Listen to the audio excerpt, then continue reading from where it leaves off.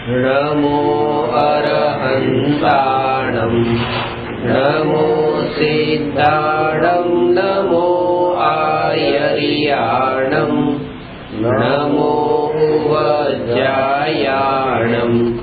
नमो लोये सवसाहु।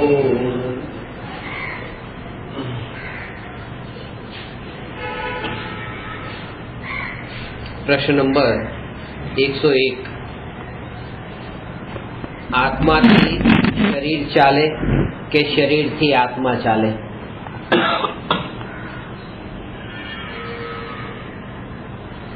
विश्व में रहेला 6 द्रव्य में प्रथम 2 द्रव्य जीव अने पुद्गल में एक एवो विशेष गुण छे के जे गुणना कारणे जीव अने पुद्गल आकाशना एक प्रदेश परथी आकाशना बीजा प्रदेश पर गमन करे छे अने ए गमन करता करता रोकाई पण जाय छे। ए गुणनुं नाम छे क्रियावती गुण।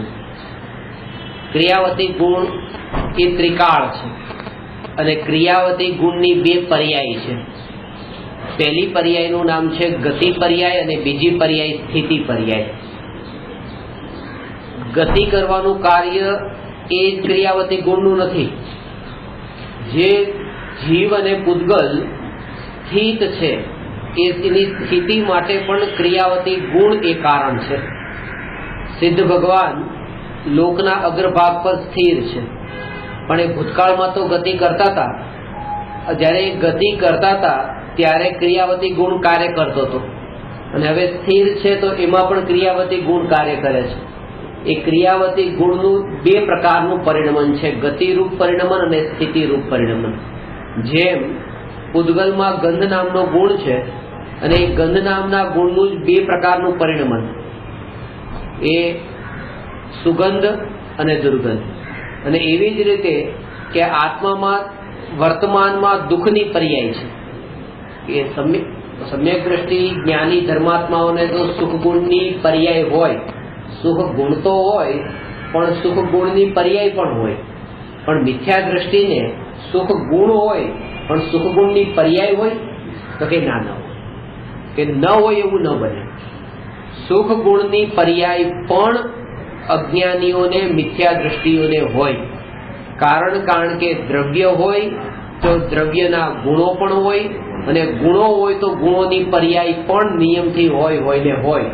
हवे जे सुख नामनो गुण दरेक मिथ्या दृष्टिमां पण छे ए सुख गुणनुं परिणमन 2 प्रकारथी छे, एक शुद्ध परिणमन अने एक अशुद्ध परिणमन। तो सुख गुणनुं शुद्ध परिणमन एनुं नाम तो छे सुख अने सुख गुणनुं अशुद्ध परिणमन जेनुं नाम छे दुख। तो वर्तमानमां जे समस्त संसारीओ अज्ञानीओ दुखी छे ए दुखरूप जे परिणमन छे ए सुख गुणनुं परिणमन छे। अहींया एवुं आश्चर्य थाय के गुण जो सुख छे तो एनुं परिणमन दुख केवी रीते? तो एवी रीते छे के जेवी रीते दरेक जीवमां ज्ञान नामनो गुण छे पण ए ज्ञाननुं परिणमन अज्ञान रूपे थई रह्युं छे वर्तमान पर्यायमां। तो जेम ज्ञानथी विरोधी अज्ञान छे पण ज्ञाननुं विरोधी वर्तमान पर्यायमां एवुं प्रगट छे एवी रीते सुखनुं विरोधी दुख छे पण अशुद्ध पर्यायनी दृष्टिए ए सुख गुणनुं अशुद्ध परिणमन दुख रूपे अत्यारे वर्तमानमां पण थई रह्युं छे। तो एवी रीते जे सिद्ध भगवानने पण जे वर्तमानमां स्थिर पर्याय छे ए क्रियावती गुणनुं ज परिणमन छे। क्रियावती गुण जेम सुखना 2 परिणमन बता सुख ने दुख एवी रीते क्रियावती गुणनुं 2 रूपे परिणमन, एक गति अने एक स्थिति। हवे अहींया प्रश्न ए छे के आत्मा थी शरीर चाले के शरीर थी आत्मा चाले? आत्मा अने शरीर ए बंने वच्चे निमित्त नैमित्तिक संबंध छे अने એટલા માટે એવો ભ્રમ થાય છે કે આત્મા શરીરને ચલાવે છે અથવા શરીર આત્માને ચલાવે છે। જેમ કે આત્માને ઈચ્છા થઈ કે આ હાથને અહીંથી અહીંયા સુધી હલાવું તો એ જે ઈચ્છા થઈ એ ઈચ્છાના કારણે એને એવું લાગ્યું કે આ હાથ અહીંયાથી એક જગ્યાએથી બીજી જગ્યાએ ગતિ કરી। પણ જે સમયે ઈચ્છા થઈ એ સમયે તો ગતિ થઈ જ નથી।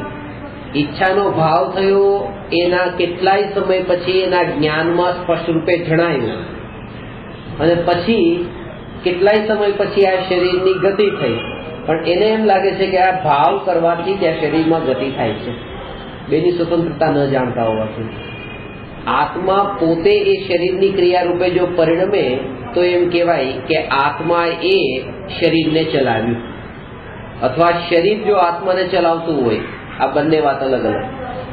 આત્મા જો શરીરને ચલાવતો હોય તો જેને પક્ષઘાત થયો છે તો એને પણ ઈચ્છા તો થાય છે ગતિ કરવાની, એકેન્દ્રિયાદી જીવોને પણ ઈચ્છા તો થાય છે, પણ એક જગ્યાએ બીજી જગ્યાએ મુવમેન્ટ જ નથી થતી. અને આપણને પણ અહીંયા બેઠા ઘણી બધી ઈચ્છા થાય છે કે હું અહીંયા જાઉં, અહીંયા જાઉં, અહીંયા જાઉં. ઈચ્છા તો થઈ, અને માનીએ એમ કે હવે ઈચ્છા બદલાઈ ગઈ. આજે એવી ઈચ્છા થઈ કે આવતીકાલે આપણે આ સ્થાન પર સ્વાધ્યાય ન કરીને બીજા સ્થાન પર કરીએ. હવે ઈચ્છા બદલાઈ ગઈ કે ના, હવે એવું નથી કરવું, અહીંયા જ સ્વાધ્યાય કરવો છે. અને આવતીકાલે આ શરીર અહીંયા આવશે. કેમ આવશે? કારણ કે આપણી ઈચ્છા બદલાઈ ગઈ. જો ઈચ્છા એ રહી હોત તો આવતીકાલે બીજી જગ્યાએ સ્વાધ્યાય થાત. એમ નથી, આવતીકાલે શરીરને અહીંયા જ આવવાનું છે, અને એટલે જ અહીંયા આવવાની ઈચ્છા થઈ છે, ત્યાં જવાની ઈચ્છા નથી થઈ એમ પણ નથી. આ બે વાત સ્વતંત્ર સમજવી. શરીરમાં જે ગતિ થાય છે એટલા માટે આત્માને ભાવ થાય છે એમ નથી. આજે શરીરને અહીંયા આવવાનું હતું એટલે સ્વાધ્યાય કરવાનો ભાવ થયો એમ નથી. સ્વાધ્યાય કરવાનો ભાવ થવો એ શરીર આત્માની અવસ્થા છે, અને શરીરનું ગતિ કરીને અહીંયા સુધી આવવું એ શરીરની અવસ્થા છે. બંને અવસ્થા ભિન્ન ભિન્ન દ્રવ્યની છે. એક જીવનું અશુદ્ધ પરિણમન છે. આજે જે અત્યારે આત્મામાં રાગનો ભાવ ઉત્પન્ન થાય છે એ જીવનું અશુદ્ધ પરિણમન છે, અને આજે શરીરની જે અવસ્થા વર્તમાનમાં છે એ પૂદગલનું અશુદ્ધ પરિણમન છે. કારણ કે પૂદગલના બે પરિણમન છે ને, એક પરિણમન તો શુદ્ધ ને બીજું અશુદ્ધ. જે પૂદગલ પરમાણુ છે એ પૂદગલનું શુદ્ધ પરિણમન છે, અને આ શરીર છે એ પૂદગલનું અશુદ્ધ પરિણમન છે. આ સ્કંદરૂપ છે. તો જે આત્મામાં રાગનો ભાવ થયો એ આત્માનું અશુદ્ધ પરિણમન, અને આ શરીર પોતે છે એ શરીરનું અશુદ્ધ પરિણમન. આના ઉપરથી એ પ્રશ્ન થાય કે શું 4 વ્યક્તિ મૃતદેહને સ્મશાને લઈને જાય છે? આ ગતિની વાત આવી ને, એટલે કે 4 વ્યક્તિ જ્યાં સુધી આવતા નથી ત્યાં સુધી તો મૃતદેહ ઘરથી સ્મશાન સુધી જતું નથી. એટલે એમ લાગે કે 4 વ્યક્તિ એ મૃતદેહને સ્મશાને લઈ જાય છે, કે ના, એવું નથી. 4 વ્યક્તિ તો સવારે 7 વાગે પણ હતા, પણ દીકરો દીકરી આવવાના બાકી હતા. એ આવ્યા 10 વાગે, એટલે 10 વાગે મૃતદેહ સ્મશાને ગયો. આ વાત તો બરાબર ને? તો કે એમ પણ નથી. અનાદિ અનંત એ પૂદગલ પરમાણુઓનું જે પરિણમન, એની ક્રમબદ્ધ પર્યાય, એમાં 10 વાગે જ એવું પરિણમન હતું કે ઘરથી સ્મશાન સુધી જાય. અને નક્કી હતું, કેવળ જ્ઞાનની રીલમાં, એ પિક્ચરની રીલમાં ફિટ હતું પહેલેથી, પણ આપણી દ્રષ્ટિ નિમિત્ત ઉપર હોય છે, અને એમાં પણ કોઈ પર્ટિક્યુલર ખાસ નિમિત્ત ઉપર હોય છે, અને એના કારણે થઈને જ આવી કર્તૃત્વ બુદ્ધિ ઊભી થાય છે કે આના કારણે આવું કાર્ય થયું. અને એ જ કારણે રાગ, દ્વેષ ને કશાયની પરંપરા પણ ચાલે છે કે તમે કેમ મોડા આવ્યા, તમારી રાહ જોઈ જોઈને થાક્યા, અહીંયા બધા તમારા કારણે બીજા હેરાન થયા. આ બધા કશાયો ત્યારે થાય છે કારણ કે એકના કારણે આ પરિણમન માન્યું છે. આવું થાય તો એનું સ્વતંત્ર પરિણમન છે. તો અહીંયા એવો પ્રશ્ન થાય કે જો આત્મા શરીરને ન ચલાવતો હોય તો પછી મળદું પણ ચાલવું જોઈએ. આત્મા વગર એકલું શરીર જે હોય, જે મળદું, એ પણ ત્યાં આત્મા નથી તો ત્યાં ચાલવું જોઈએ. જ્ઞાનીનો જવાબ શું હોય છે? બહુ સૂક્ષ્મ જવાબ છે કે અમને તો જેટલા પણ શરીર ચાલતા દેખાય છે એ બધા મળદા જ દેખાય છે, અને અમે જોઈ શકીએ છીએ કે અમે કેટલા આ બધા મળદા ઈચ્છા વગર આત્મા વગર પણ ગતિ કરતા હોય, કારણ કે જ્ઞાની શરીર અને આત્માને જુદો જોવે છે. અને તમે વિચાર કરો કે શરીરને આત્માથી જુદો દેખવો એટલે શું દેખવો? શરીરને આત્માથી જુદું દેખવું એટલે શું દેખવું? મળતું. અને આત્માને શરીરથી જુદો દેખવો એટલે શું દેખવું? સિદ્ધ ભગવાન. કારણ કે દેહ રહિત આત્મા એટલે સિદ્ધ. એટલે વિચાર એવો કરવાનો કે અત્યારે આ શરીરને આત્માને બેને એક માયાને એક જાણે, ત્યાં સુધી તો આ મનુષ્ય પર્યાય દેખાણી. પણ જેવું ભેદ જ્ઞાન થયું કે તરત જ આત્મા વગરનું શરીર દેખાયું, એટલે કે આ શરીર તો મળદું દેખાયું અને આ જે આત્મા છે એ સિદ્ધ પરમાત્મા દેખાયો. આત્મા રહિતનું શરીર તે મળદું, શરીર રહિતનો આત્મા તે સિદ્ધ પરમાત્મા. આ રીતે જ્ઞાનીને જગતની દરેક અસમાન જાતિ દ્રવ્ય પર્યાયમાં મળદું અને સિદ્ધ પરમાત્મા જણાય છે. અને એના કારણે થઈને મળદાને અસાર જાણ્યું છે, જેમ અજ્ઞાની હોય. જ્ઞાની પહેલેથી જ એને મળદું જાણે છે, એટલે જ્ઞાની એને અસાર જાણે છે. અજ્ઞાનીને જયારે મળદું લાગ્યું નતું, એના પહેલા તો સારભૂત લાગ્યું હતું. એના પહેલા એમ નતું લાગ્યું કે આ રાખ છે, પણ જેવો આત્મા નીકળ્યો કે તરત જ પછી એને મળદું હોવા છતાં પણ એને તો રાખ જ લાગે છે, આ અસાર છે.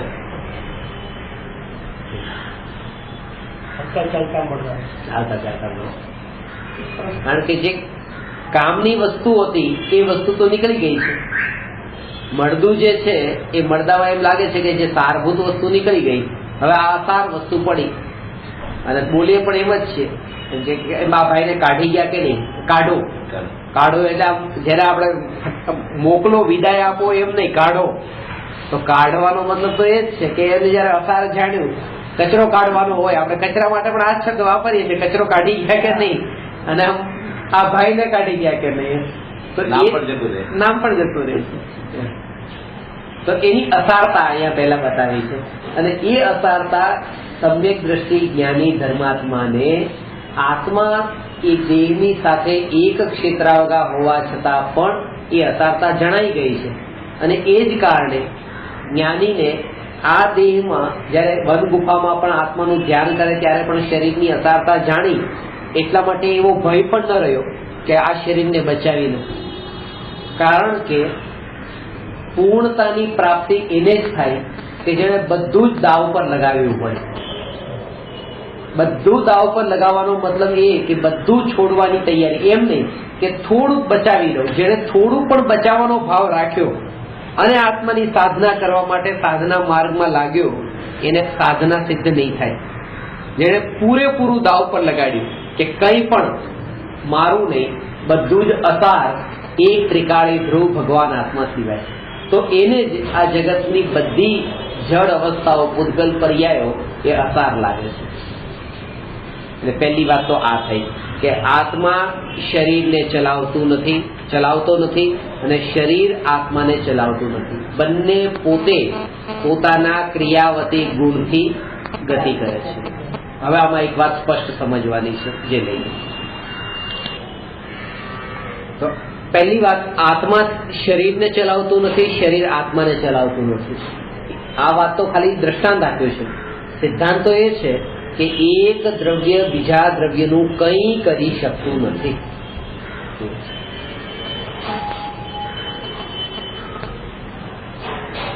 આત્મા શરીરને ચલાવતો નથી કે શરીર આત્માને ચલાવતું નથી. આત્મા અને શરીર બંને દ્રવ્ય પોતપોતાના, આત્મા ચાલે છે, ઘરથી અહીંયા સુધી આવ્યો તો આત્મા પણ આવ્યો અને શરીર પણ આવ્યું. આત્મા અને શરીર બંને કોના કારણે આવ્યા? ક્રિયાવતી ગુણના કારણે આવ્યા. હવે ક્રિયાવતી ગુણના કારણે આવ્યા તો ક્રિયાવતી ગુણ અત્યારે છે કે નહીં? તો પછી અત્યારે પણ ગતિ કેમ નથી થતી? જેમ ગતિથી કરીને આવ્યું ઘરથી અહીંયા સુધી, એમ અહીંથી ગતિ કરીને પાછું ઘરે કેમ ન ગયું? નહીં. તો ક્રિયાવતી ગુણની પર્યાય લેવાની. ક્રિયાવતી ગુણની ગતિ પર્યાયની યોગ્યતા, કારણ કે બે પર્યાય હોય, સ્થિતિ પર્યાય પણ હોય ને ગતિ પર્યાય, ત્યારે સ્થિતિ પર્યાય છે. એટલે ખાલી ક્રિયાવતી ગુણથી ગમન નથી થતું, ક્રિયાવતી ગુણની ગતિ પર્યાયની યોગ્યતાથી. તો ગતિ પર્યાયની યોગ્યતા વર્તમાનમાં નથી, તો અત્યારે વર્તમાન પર્યાયમાં પછી ગતિ કેમ નથી કરતું? એ ત્યારે હમણાં જે આવ્યું ત્યારે ગતિ કરી આવ્યું, ત્યારે કેમ ગતિ કરી? તો આત્મા પોતાના ક્રિયાવતી ગુણની ગતિ પર્યાયની તે સમયની યોગ્યતાથી ગતિ, અને એ તત્સમયની યોગ્યતા એવી કેવી રીતે નક્કી થઈ ગઈ? તો આત્મા પોતાના ક્રિયાવતી ગુણની ગતિ પર્યાયની તત્સમયની યોગ્યતાથી ભવિતવ્યતા અનુસાર ગતિ કરીને ત્યાંથી અહીંયા સુધી આવ્યું, ત્યારે આત્માને એવા વિકલ્પ થયા કે મેં આ ભાવ કર્યા છે એટલે અહીંયા આવ્યું, જે નિમિત્ત.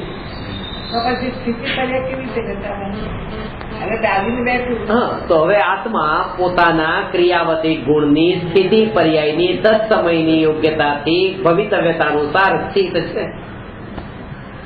એની ઈચ્છા છે સ્થિત થવાની, એટલે સ્થિત છે એમ નહીં. ઈચ્છાથી સ્થિત થવાતું હોય તો સ્થિત ભગવાનની ઈચ્છા જ નથી, એટલે પરમાનન્ટ સ્ટેડી છે, કારણ કે એ યોગ્યતા એવી પાકી. હરિયન ભગવાનને ગતિ કરવાના વિકલ્પ નથી, સ્થિત ભગવાનને સ્થિત થવાના વિકલ્પ નથી, પણ ત્યાં ગતિ પણ થાય છે વગર વિકલ્પે, અને સ્થિતિ પણ છે વગર વિકલ્પે. એટલે વિકલ્પ ને ગતિ અને સ્થિતિ સાથે કોઈ સંબંધ નથી.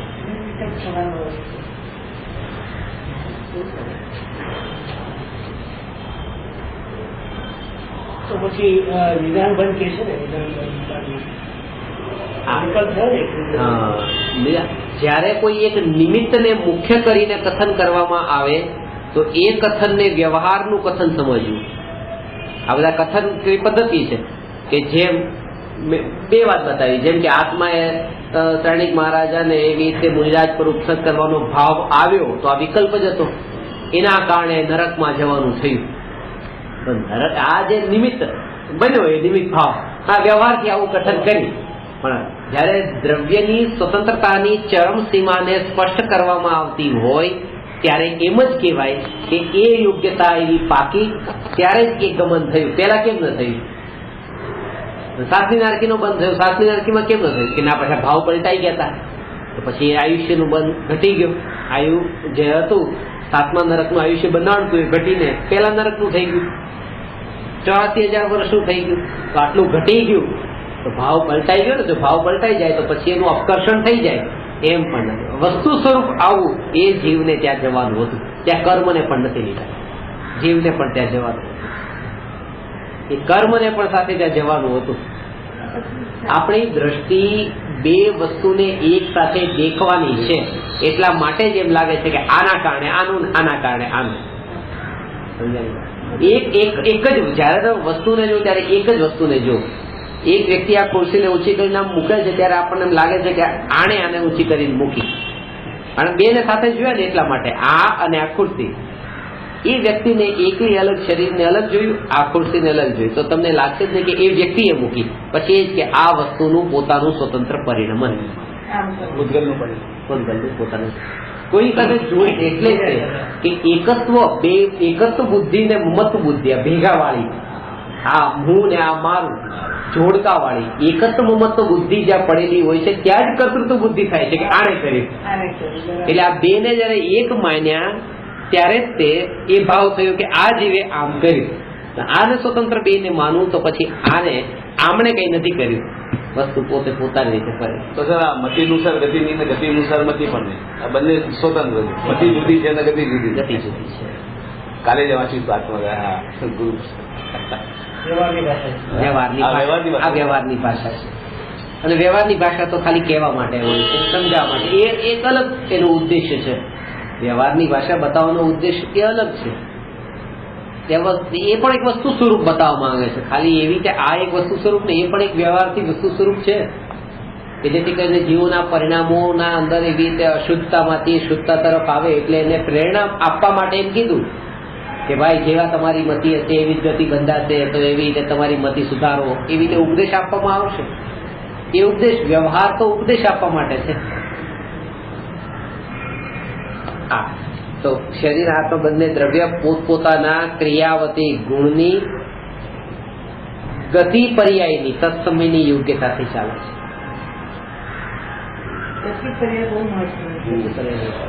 તત્સમયની યોગ્યતા એ ગતિ કરે ચાલે છે. શરીરમાં જે પરમાણુ, હવે આપણે કીધું કે શરીર ગતિ કરે, તો અત્યારે જે પરમાણુ આ શરીરમાં છે એ પરમાણુ બદલાતા રહે છે, એક ના એક તો ક્યાં રહે છે. ને આ પણ વ્યવહારથી એમ કહેવાય કે 6 મહિનામાં શરીરમાં બધા પરમાણુ બદલાઈ જાય. હા, આ પણ આમ ઈચ્છા થઈ રહી એટલે આ વ્યવહાર કહું છું. ક્રમે ક્રમે કરીને 6 મહિના પહેલા શરીરમાં જે પરમાણુ હતા ને એ પરમાણુ એ નથી જે આજે છે. બિલકુલ બધા નવા પરમાણુ આવી ગયા છે. અને તો એ ચહેરો, રૂપ, રંગ બધું એટલું એક જ લાગે છે, એનું એ પેલા જેવું છે. અને ધીરે ધીરે ધીરે ધીરે ધીરે અમુક આવતો હતા, અમુક જતા, અમુક આવતો હતા, અમુક જતા, એટલે એટલો ફરક નથી દેખાતો. આ પણ એની પરમાણુની સ્વતંત્રતા એના માટે જાગૃત કરાવે છે કે આ જળ પરમાણુમાં એવા તન્મય થવાની જરૂર નથી. જયારે સૂક્ષ્મ દ્રષ્ટિએ તમારા જ્ઞાનમાં જણાશે કે જે શરીરમાં હું એમ માનું છું કે આ 80 વર્ષથી મેં સાચું 80 વર્ષને 6 મહિનાથી વધારે નથી સાચું. કારણ કે તેનું જે ક્યાં હતું ક્યાં રહ્યું છે.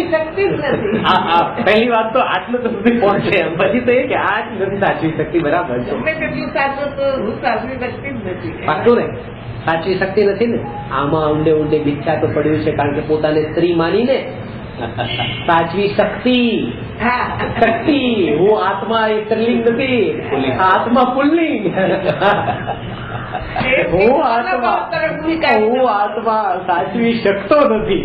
તમે જેવું કીધું, હું આને સાચવી શકતી જ નથી, એટલે ઊંડે ઊંડે તો હું શરીર, હું સ્ત્રી છું. હું તો પરદ્રવ્ય નું કઈ કરી શકતી જ નથી, એમાં જ ત્યાં કરવા પણ આવી ગયું છે, કારણ કે પોતાને સ્ત્રી માની છે. ભાષાઓ પછી એવી પણ નીકળે ત્યાં હું કરી શકું છું. પછી ભાષા તો વ્યવહાર નીકળે કે આ શરીરને આ સુધી સાચું, દવા આપી, ખાવા પીવાનું આપ્યું, તો વ્યવહારમાં તો પછી એટલે સુધી પણ ભાષા આવે. ગામ, નગર ને દેશ સુધીનું પણ કીધું છે કે નહીં? દેશ સુધી પણ કહી દે. આ દેશમાં હું જન્મ્યો છું, દેશ મારો છે. આ દેશમાં બધું માનવામાં વાંધો આવે. ત્યારે જાગૃતિ હોવી જોઈએ કે ભાઈ આ વસ્તુ તમે જો ખાલી એવી ને બસ જો ખાલી અંદરમાં માનતા હોત કે હું આત્મા છું ને કરી શકતો જ નથી, અને વ્યવહારમાં બોલ્યા તો બરાબર છે, પણ માનો પણ એવું છો ને પછી સાથે માન્યતામાં પણ એમ જ છે ને કે આ શરીર સાથેનું તે શક્તિ નથી. સ્ત્રી પર્યાય જ માની છે.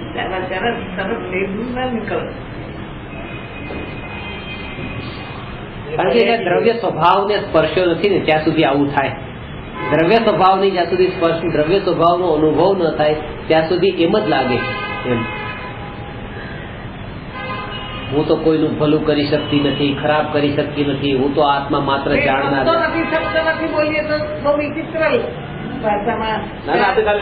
જાણવામાં આવું ભાષા તો આવી જ નહીં, તમે બોલે એવી એમ જ વ્યવહારમાં મોટી ભૂલ છે. એ જ મોટી ભૂલ છે. ખબર બી ના પડે. શું બોલે તો ભાષા વગેરે પરમાણુ પણ અલગ છે. આ શરીરમાં બધા પરમાણુ, એટલે એ કેટલો મોટો ભ્રમ છે કે સાડી 1 વર્ષ જૂની પડેલી છે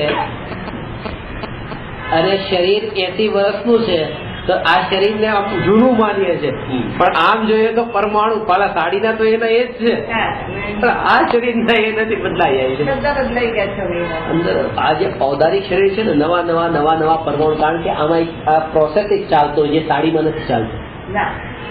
આમાં શ્વાસોશ્વાસની પ્રક્રિયા ચાલે છે, આમાં આહાર અંદર જાય છે, બહાર આવે છે, મળમૂત્ર પણ બહાર આવે છે, ખોરાક અંદર જાય, પાણી અંદર જાય છે, એની સાથે ઘણા પણ. એટલે તમે કહો ને ટોક્સિન નીકળી જાય, ટોક્સિન ને બધું નીકળતું જ હોય છે ઓટોમેટિક. 6 મહિનામાં તો ક્યાં વાંકો, એના કારણે જ તે, એના કારણે જ ઓચિંતો બરોબર હોય છે ને રોગ ઓચિંતો આવી જાય છે. એ બધા નવા પરમાણુ ઘટાડવા પડ્યા છે. કારણ કે એ પાણી તો પીવું જ જોઈએ. તો મુનિરાજ તો જયારે આહાર લે ત્યારે જ પાણી પી લે તો મુનિરાજોને તો ટોક્સિન ની જરૂર નહીં પડતી હોય. આહાર પણ લે છે ને, બહુ ઓછો ને. ઓછા વધારે વાત નથી. ના ના, એટલે એ તો 2 દાડે 3 દિવસે 4 દિવસે. પણ આહાર લે તમે ખાલી વિચાર કરો કે આ આહાર લીધા પછી અડધો કલાકે શોષ કેવો પડે પાણીનો, પડે છે કે નહીં? કલાક પછી પાણી પીવું પડે. ડોક્ટર લોકો તો કહે અને પીએ નહીં તો કેવું થઈ જાય શરીર, કેવું થઈ જાય. તો એ જયારે પાણી નહીં પીતા હોય મુનિરાજો ત્યારે શું થતું હોય છે? કઈ નથી થતું. ખરેખર આ વસ્તુ સ્વરૂપ એવું છે કે અંતરમાં દિવસે તો એક સ્થિતિ એવી આવે કે અંતરમાં 12મા ગુણોત્તરમાં જાય તો બેક્ટેરિયા ન રહે ને પરમ ઔદારિક શરીર થઈ જાય. શરીરના અંદર જેટલું આપણે ખાઈએ પીએ જ્યાં બધું તો બેક્ટેરિયા ખાઈ પી જાય છે. આપણે ક્યાં ખાઈએ છીએ? આ શરીરમાં જે નાખીએ અંદર તો બધા બેક્ટેરિયા ખાય છે. અને એ જ કારણ છે કે 12મા ગુણોત્તરમાં બેક્ટેરિયા રહેતા નથી શરીરમાં. અને એટલા માટે 13મા ગુણોત્તરમાં કેવડી ભગવાનને આહાર જ નથી. કારણ કે જે ખાનારા હતા એ તો રહ્યા નહીં, હવે કોણ ખાય છે? 13મા ગુણોત્તરમાં તો આપણે તો એક બોક્સમાં દાળ ભરીએ છીએ પણ ખાનારા દઈ જાય છે, આપણે ખાતા નથી ખાતો. આત્મા નથી ખાતો એમ નહીં, આ શરીર પણ જે છે, શરીરમાં પણ જે બીજા બધા જીવો છે એનો આહાર અંદર થઈ જાય છે. આપણને એમ લાગે છે આપણે આ શરીરને આહાર આપીએ છીએ. તો એ બતાવે છે કે બંને આત્મા અને શરીર બંને એકબીજાના કરનારા નથી. શરીરથી આત્માનું પરિણમન નથી, આત્માથી શરીરનું નથી. આત્મા આ શરીરનો અકર્તા છે એમ નહીં, શરીરનો અકર્તા કરનારો નથી એમ વાત બતાવીને. એટલે મેં એક વાક્ય એક પુસ્તકમાં લખ્યું છે, વફાદાર કોણ, કૂતરો કે શરીર? એમાં છે ને કે વફાદાર કોણ છે, કૂતરો કે શરીર? કુત્તા વફાદાર યા દેહ? લોકમાં એમ કહેવામાં આવે કે કૂતરાને એક ટાઈમની રોટલી આપી દો, કૂતરો આપણો બની જાય. પછી એને તમે આમ રોટલી રાખો ને, પછી એને કે ચલ આવ ઉભો થા, બેસી જા, એ બધું કરે. એક ટાઈમની રોટલી આપી, વફાદાર છે. અને આ શરીરને જન્મથી રોટલા આપ્યા, 3 ટાઈમ આપ્યા, સવારે, બપોરે, સાંજે. અને તોય તે ગડબડમાં એમ કહીએ કે ભાઈ બીમાર નહીં પડ, તોય માંદું પડે. તો પેલું કૂતરા જેટલું વફાદાર આ બનતું નથી. અને એ શરીર માટે આખી જિંદગી વેડફી નાખીએ છે અને છેલ્લે હાથમાં કઈ આવતું નથી. એટલે એ સ્થિતિ જયારે શરીરની આવશે ને, જયારે શરીર આ હાથ નહીં હલતો હોય, પગ નહીં હલતો હોય, ઉભા થતા પણ કમરમાં દુખાવા થતા હશે, પીડા થતી હશે, ઊભું નહીં થવાતું હોય, આવી સ્થિતિ આવે ત્યારે આ દેહ, અરે આમાં ક્યાંય સુખ નથી એવું જેને લાગે, એના પહેલા જ જયારે શરીર કામ કરતું હોય, અપ ટુ ડેટ વ્યવસ્થિત ઘરની બહાર નીકળતો હોય, ત્યારે પણ આની અસારતા જેને જોઈ લીધી એ જ સમ્યક દ્રષ્ટિ જ્ઞાની. એ દિવસની રાહ જે ન જોવે, કે એવો જયારે સમય આવે કે જયારે આ શરીર અસાર છે એની રાહ ન જોવે, એના પહેલા જેને અસાર લાગ્યું એટલે ખાલી ભ્રમથી નહીં, શ્રદ્ધામાં માન્યું પણ.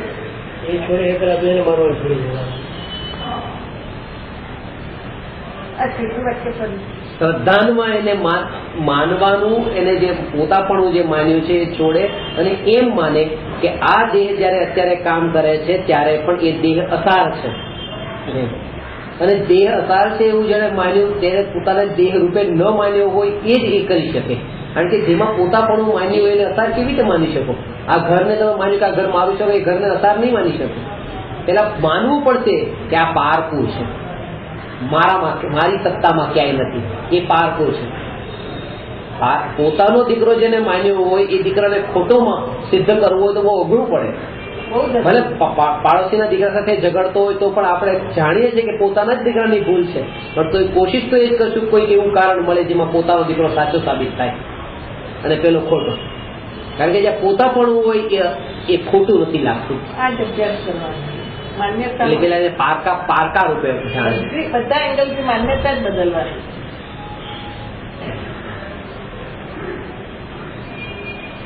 એટલા માટે જ કૃપાળુ દેવે આ વાત બતાવી કે અમે જયારે વિચાર કરીએ છીએ ત્યારે અમને યાદ આવે છે કે અમે દેહધારી છીએ. વિચાર કરતા ખ્યાલમાં આવે, વિચાર કરતા ખ્યાલમાં આવે છે કે અમે દેહધારી છીએ. કારણ કે દ્રષ્ટિ આ એક સમયનો એવો જે વિકલ્પ પણ ઉત્પન્ન થાય કે આ શરીર મારું, આ શરીર મારું, જ્ઞાનીને તરત જ એ વિકલ્પ ખટકવા લાગે. અજ્ઞાનીને આ મારું, આ મારું, આ મારું, આ મારું. એ અંદરમાં એ ભાવ ખટકતો નથી અત્યારે. પેલા એ ભાવ ખટકતો એવું લાગે. અત્યારે એમ લાગે છે કે જે કંઈ પણ બધું ચાલી રહ્યું છે સંસારમાં, સવારે ઉઠીને આખો દિવસ જે દૈનિક ક્રિયા કરીએ છીએ, ઘર સંસાર ચલાવીએ છીએ, બધું વ્યવસ્થિત ચાલી રહ્યું છે. પણ સૂક્ષ્મ દ્રષ્ટિએ જેને આ મનુષ્ય પર્યાયને અસ્થાયી, અસ્થિર જાણી એને ખબર પડશે કે આ જે કંઈ ચાલી રહ્યું છે આમાં ક્યાંક ને ક્યાંક ગડબડ છે, બધું બરાબર નથી ચાલતું. જો બધું બરાબર ચાલતું હોત તો હું અહીંયા ન હોત, આટલો દુઃખી ન હોત, આ તડપતો ન હોત, વેદના ન સહતો હોત, આકુળતાની ને વિકલ્પોની. કંઈક ગડબડ થઈ રહી છે ક્યાંક ને ક્યાંક.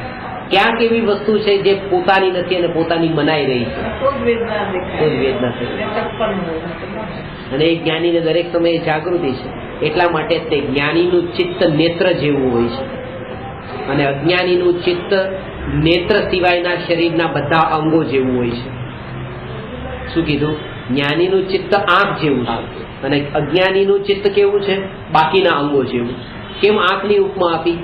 કારણ કે એક નાની ધૂળની કણી પણ, રજકણ પણ આંખમાં પડે તો ખટકે છે. કાનમાં અહીંયા ચોટે તો ખટકશે નહીં, અહીંયા ચોટે ખટકશે નહીં, અહીંયા ખટકશે નહીં, અહીંયા ખટકશે નહીં, આંખમાં જ ખટકે. તો જ્ઞાનીનું જે ચિત્ત હૃદય છે એ નેત્ર જેવું છે. એક વિકલ્પ પણ જ્ઞાનીને ખટકે વારંવાર કે આ વિકલ્પ પણ કેમ. અને અજ્ઞાનીને ઢગલાબંધ વિકલ્પ હોય, કોઈ ખટકે નહીં. અજ્ઞાનીનું ચિત્ત બાકીના અંગો જેવું હોય છે, એને કઈ નથી થતું. ગમે એટલા વિકલ્પો આવે, ચોટે, અંદર થાય, જતા રહે, કઈ નથી, એને અસર નથી થતી. એને બધું બરાબર જ લાગે છે. જ્ઞાનીને લાગ્યું છે કે આ વિકલ્પ અસાર છે, કરવા નથી, આ મારું સ્વરૂપ નથી, પણ તો પણ હું એમાં તન્મય થઈ રહ્યો છું એકત્વ ભાવ કરીને. આ જાગૃતિ દરેક સમયની છે. એ સમયની રાહ નથી જોતા કે ક્યારે આ શરીર કેવી સ્થિતિએ આવે. એ આ ખાસ વાત છે. એની રાહ નહીં જોવાની કે ક્યારે આ બેડ રેસ્ટ પર આવે, કે ક્યારે આ પેરાલિસિસ થઈ જાય, કે ક્યારે હું કોમામાં જતો રહું, કે ત્યારે મને ખબર પડે કે આ શરીરમાં સુખ નથી. એ દરેક સમયની જાગૃતિ. દરેક ક્ષણે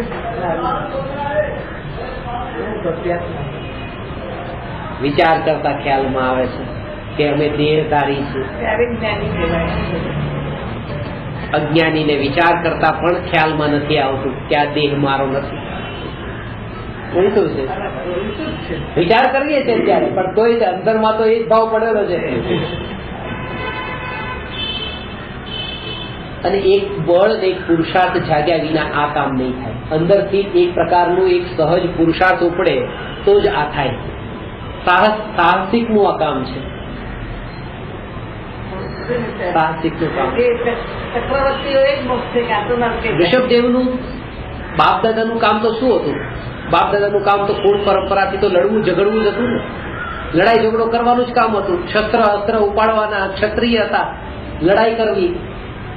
પણ જેનામાં એક હિંમત હતી કે બાપ દાદાનું કામ ભલે એ હોય તો હોય, હું એ નહીં કરું, કરવા યોગ્ય જે છે એ કરીશ. એ સત્ય પકડાયું હતું.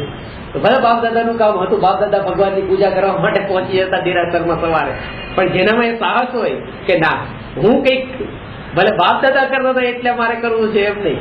કારણ કે અત્યારે જે કરે છે, જે લોકો, આ દીકરો જે જાય છે ભગવાનની પૂજા કરવા માટે એટલે જ જાય છે. ભગવાન સાચા છે એમ નહીં, બાપ દાદા સાચા માનતા હતા એટલા માટે હું જાઉં છું. પરંપરાથી, કુળ પરંપરા એને સાચી લાગી છે. કુળ પરંપરા સાચી હોત તો પછી એમને પણ એ સાચી લાગવી જતી હતી, લડવું ને ઝઘડવું. પણ નહીં. અને સાહસ આવું કોઈક જ જીવમાં હોય છે જે પોતે વિચાર કરીને એ નિર્ણય લે છે કે ના, આ જ સત્ય છે. અને એ જ પરમાત્મા દશાને પ્રાપ્ત થાય છે. બધા તો થતા નથી જેનામાં આવું સાહસ હોય.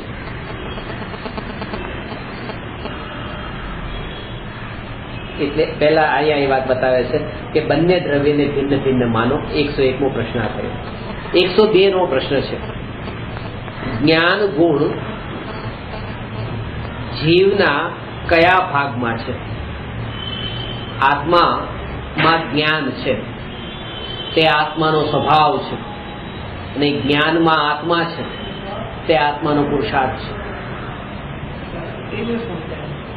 પહેલી વાત પણ નથી સમજાણી એટલે બીજી નથી સમજાણી. સમજાણી કીધું, સમજાણી તો મનથી સમજાણી, જાણી આ સમજાણી. કારણ કે આ વાત તો એવી છે જે સમજે તો અનંત દુઃખ મટે.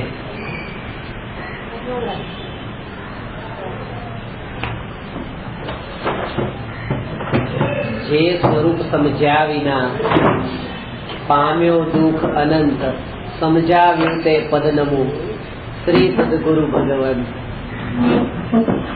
આ સમજાવ્યા વિના જ દુઃખી થયો, અનંત દુઃખી થયો.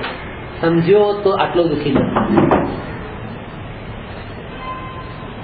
એ વાત જ્ઞાન જ્ઞાન ગુણ જીવના કયા ભાગમાં છે? વિજ્ઞાનની પરિભાષા અને ભગવાને બતાવેલી પરિભાષા બંનેમાં અંતર આ છે. વિજ્ઞાન લિવિંગ નોન લિવિંગ નો ભેદ બતાવે છે. જીવ કોને કહેવાય ને અજીવ કોને કહેવાય. જીવ અજીવનું વર્ગીકરણ વિજ્ઞાનમાં પણ ભણવામાં આવતું હતું. લિવિંગ નોન લિવિંગ એમાં કહેતા જેમાં લાઈફ છે તે લિવિંગ છે, જેમાં લાઈફ નથી તે નોન લિવિંગ છે. એટલે કે આ શરીર, વિજ્ઞાન એમ કહે છે આ શરીર એ લિવિંગ છે. વનસ્પતિ પણ, અમીબા પણ એ લિવિંગ છે. અને ટેબલ ખુરશી આ બધું નોન લિવિંગ છે. અને જૈન ધર્મમાં એ બતાવ્યું છે કે જે શરીરમાં જીવ છે એ શરીર પણ નોન લિવિંગ છે. એ નોન લિવિંગ એટલે કે જડ છે. ક્યારે જડ છે? આત્મા શરીરમાંથી બહાર નીકળી જાય પછી એ જડ છે એમ નહીં. આત્મા શરીરમાં હોય ત્યારે પણ એ જડ છે. કારણ કે એ ચેતન તો ત્યારે થાય કે જયારે આત્મા એમાં મળે. પણ આત્મા તો એમાં મળતો જ નથી, જુદો જ રહે છે. તો મળદામાં જેમ આત્મા નથી એવી રીતે આમાં પણ આત્મા હોવા છતાં પણ આત્મા નથી.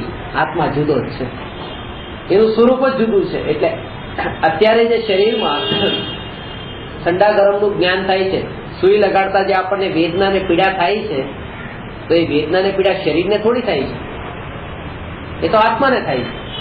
આપણે ઘણી વખત કહેતા હોય ને કઈ વાગ્યું તો કે વાંધો નહીં, ભલે મને ક્યાં દુખે, શરીરને દુખે, મને ક્યાં દુખે, શરીરને દુખે. આ ખોટું છે. આ મને જ દુખે છે, મને દુખે છે, એ આત્મા છે. આજે મળદાને અત્યારે મને પગમાં આગ કોલસો દેતો બળતો હતો, પગ પડી ગયો તો ગરમ લાગ્યું, હવે એટલું બધું બળે છે. આ મને ક્યાં દુખે છે? આ તો શરીરને દુખે છે એમ નહીં. આ મને દુખાવો થઈ રહ્યો છે, પણ બળ્યું છે શરીર. શરીર બળ્યું છે અને શરીરને મેં પોતાનું માન્યું છે એટલે જ મને દુઃખ થઈ રહ્યું છે. કારણ કે દુઃખ મને થાય છે તો દુઃખ મારે જ દૂર કરવાનું છે. શરીરને દુખતું તો પછી શરીર બધું કરે. ભાવ આત્માને થયો કે આ શરીર મારું. આત્માને જ ભાવ થાય છે, આત્માને દુઃખ થાય છે, આત્માને જ્ઞાન થાય છે, આત્માને જેમાં તન્મયતાનો ભાવ થાય છે, અને આત્માનું સંસાર પરિભ્રમણ થાય છે. શરીરનું નથી થતું. ત્યાં એ જ કે વેદનાનો ભાવ, આ વેદનાનો ભાવ, આ બળ્યું તે આત્માને દુખ્યું, આત્માને બળ્યું, આત્માને લાગ્યું, આત્માએ પીડાને સહન કરી. કારણ કે જો એ શરીર કરતું હોત તો મળદાને આખું બાળી નાખ્યું. એને કેમ કઈ નથી? કારણ કે જે પીડાને વેદના સહન કરનારો હતો એમાં રહ્યો જ નથી. જે વેદના સહન કરતો હતો, પીડા સહન કરતો હતો, એ એમાં રહ્યો નથી. મને તો એ ભાવ ક્યાં ઘટાડ્યો? શરીર સાથે. શરીર સાથે હું બળ્યો. એને એમ નથી માન્યું શરીર બળ્યું, હું બળ્યો. કારણ કે માન્યું એમ કે હું શરીર અને હું બળ્યો. હું બળતા બળતા બચી ગયો. હું બળતા બળતા બચી ગયો. આ લાગ્યું કારણ કે શરીરમાં જે હું પણ માન્યું છે તો શરીર બળતા બળતા બચ્યું એ તરત જ માન્યું હું બળતા બળતા બચ્યો. આવો અંતરમાં ત્યાં શરીરને વિચારવું આ જ કે શરીર બળે છે, શરીર બળતા બળતા રહી ગયું. શરીર બળતા રહી ગયું કે બળે, મને શું? મને શું? તો પછી વેદના થઈ ક્યાં? એ તો માન્યું છું એટલે વેદના થઈ ગઈ. હવે વેદના પણ નહીં થાય. આપણે કીધું ને કે આત્મા દુઃખી થયો. ક્યારે દુઃખી થયો? જયારે માન્યું ત્યારે દુઃખી થયો કે આ મારું પોતાનું. જે વસ્તુ જે આ તો સિમ્પલ નાના બાળકને સમજાય એવું છે, પણ તમને સમજાશે. બાળક જ છે ને. આ શરીર કે જેને નાનપણથી એવું માન્યું હતું કે આ મારું મારું, એને એવી રીતે પંપાળ્યું, એવી રીતે પાળ્યું, પોસ્યું, એનું ધ્યાન રાખ્યું, નવરાવ્યું, ધોવરાવ્યું, સારી રીતે બધું કેર કર્યું પૂરેપૂરું. એ શરીર ઉપર થોડું પણ કંઈ પણ થાય તરત જ આપણે પૂરી જાગૃતિ. શરીરને કઈ આ મને કઈ ન થવું જોઈએ. કારણ કે પૂરેપૂરું માન્યું કે આ હું. દર્પણમાં ચહેરો પોતાનો જો આજે દેખાઈ રહ્યો છે તે હું, પણ ક્યારે એવો વિચાર આવ્યો કે આ દેખાઈ રહ્યું છે તે શરીર? આ દેખાઈ રહ્યો છે તે શરીર છે, અને જે શરીર છે એવું જેને જ્ઞાન થયું છે તે હું. તરત ત્યાં ભેદ જ્ઞાન કરવાનું. આ જે દેખાઈ રહ્યું છે તે શરીર, અને આ શરીર છે એવું જેને જ્ઞાન થયું તે હું. આવી રીતે દરેક સમયે જાગૃતિ. અંતરની પ્રતીતિ જ્ઞાનીને એવી હોય કે તમે અને અહીંયા આ શરીરના મુખેથી વચન નીકળે છે, આ શરીરના મુખેથી વચન નીકળે છે. સમ્યક દ્રષ્ટિ અહીંયા પણ બેઠા નથી, સમ્યક દ્રષ્ટિ અહીંયા પણ બેઠા નથી. અહીંયા છે પણ અહીંયા નથી બેઠા. સમ્યક દ્રષ્ટિ અહીંયા બેસી ગયા છે, અલગ જગ્યા પર. અને જેવી રીતે આ ક્રિયાને જોવે છે આને પણ જોવે છે. જેમ આ જીવ આને પારકા રૂપે જોવે છે, એવી રીતે આ જીવ આ શરીરની ક્રિયાને પણ પારકા રૂપે જોવે છે.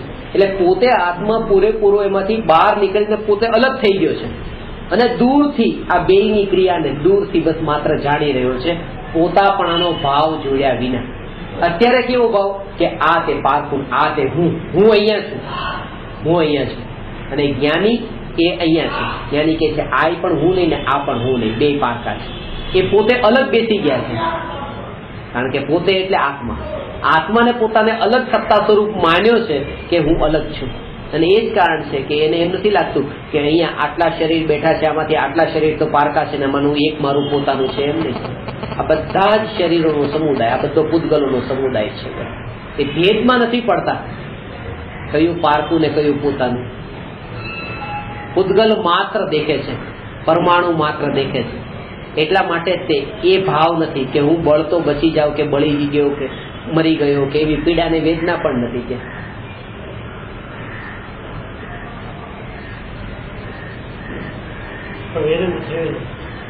માન્યું એટલે થયું, હજી થશે. એકવાર ને અનંતવાર થશે. જ્યાં સુધી માનશે એમાંથી બહાર આવી જાય. આ અંદરમાંથી એને જો બહાર આવવું હોય તો, એટલે કે આ જે વિકલ્પોની જાળમાં જે પોતે ફસાયેલો છે, વિકલ્પને તો પોતાનું સ્વરૂપ માન્યું હતું, વિકલ્પને તો પોતાનું સ્વરૂપ માન્યું હતું, પણ એ વિકલ્પને દુઃખરૂપ નતા માન્યા, દુઃખરૂપ સંયોગોને માન્યા હતા. એટલા માટે વિકલ્પથી છૂટવાનો ભાવ જ ના આવ્યો, વિકલ્પને તો રાખવાનો ભાવ આવ્યો.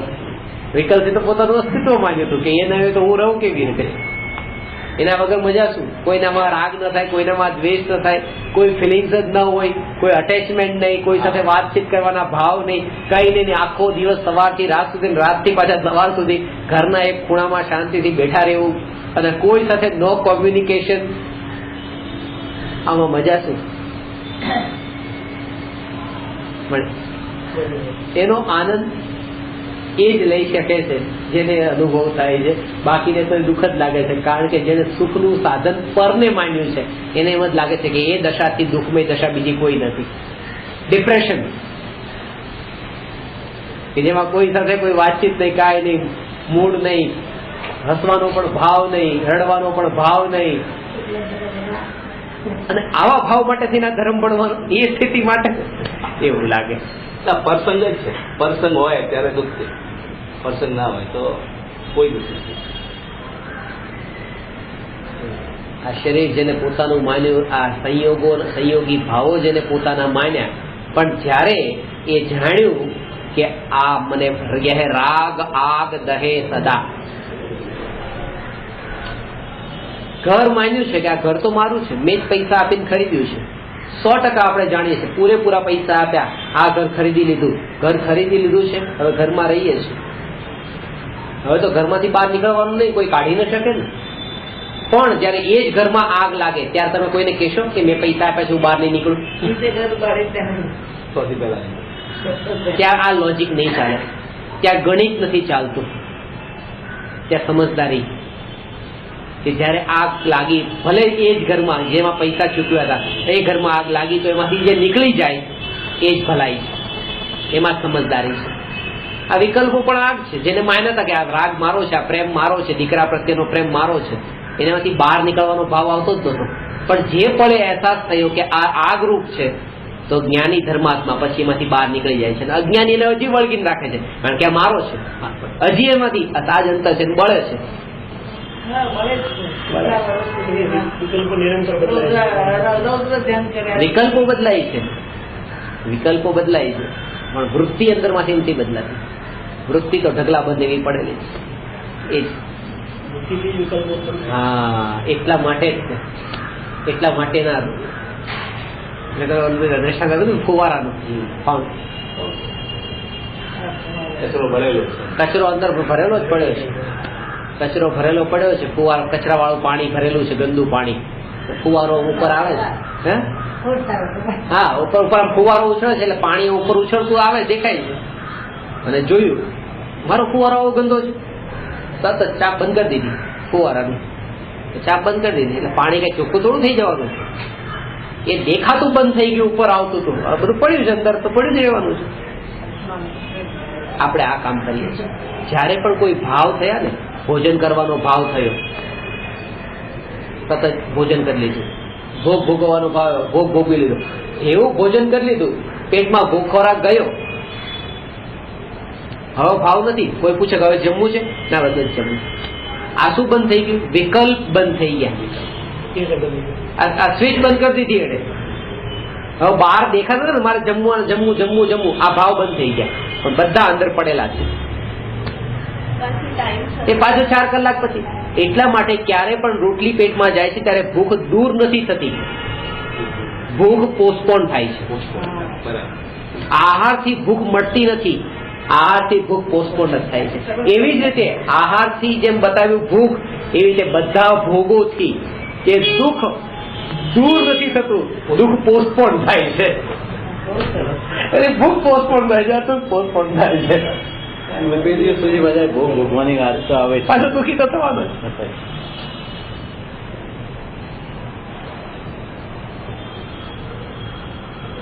જેને આપણે ઉપાય માન્યો છે, ઉપાય માન્યો, આ ઉપાય નથી. હજુ સારું હતું, હજુ સારું હતું. આ ભાવ થતા હતા, વાંધો નતો. આ સ્વિચ ચાલુ હતી તો ખબર પણ પડતી હતી કે ગંદુ છે, હવે તો દેખાતું બંધ થઈ ગયું. અને આવું જ થઈ જાય છે, આવું થઈ જાય છે કે વિકલ્પો ઉભા નથી થતા, વિકલ્પો ઉભા નથી થતા, પણ અંદરમાં કચરો બધો ભરેલો પડ્યો રહી જાય છે. એટલે દીક્ષા લીધા પછી આજ સુધી આપણે, હું કોઈ બીજાને નથી કહેતો, મેં પોતે ભૂતકાળમાં અનંતવાર આવું કર્યું કે દીક્ષા લઈ લીધી, ભાવ ન થયા, ભાવ ન રહ્યા, ભોગોના ભાવ ન રહ્યા, પણ વિકલ્પોમાં ન રહ્યા, વૃત્તિઓમાં તો બધા કચરામાં ભરેલા પડ્યા, અંદર પડ્યા જ રહ્યા. એ ફુવારો બંધ થયો, પણ અંદરથી તો કચરો તો બધો અંદર ભેગો પડેલો રહ્યો. ઉપશમ કરેલા એ ઉપશમ પણ ન કહેવાય, કારણ કે ઉપશમ કરેલાને પણ નિર્મળતાનો અનુભવ થઈ જાય. પાણીમાં કચરો દબાયેલો હોય, ઉપશમ થયેલો, તો એને પણ ત્યાં પાણીની પ્યોરિટીને અનુભવી તો લીધી ને કે આવું પાણી પ્યોર છે. એ તો સમ્યક દ્રષ્ટિને ઉપશમ થાય. આ તો ઉપશમ પણ નતો થયો, ઉપશમ રૂંધાયેલો રૂંધાયેલો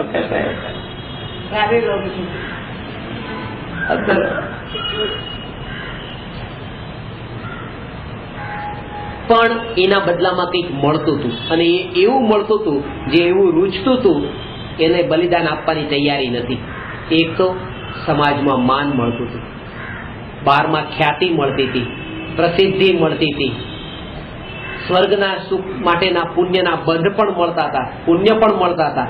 આ બધું મળતું હતું, અને જે છોડવાની તાકાત એનામાં હતી નહીં.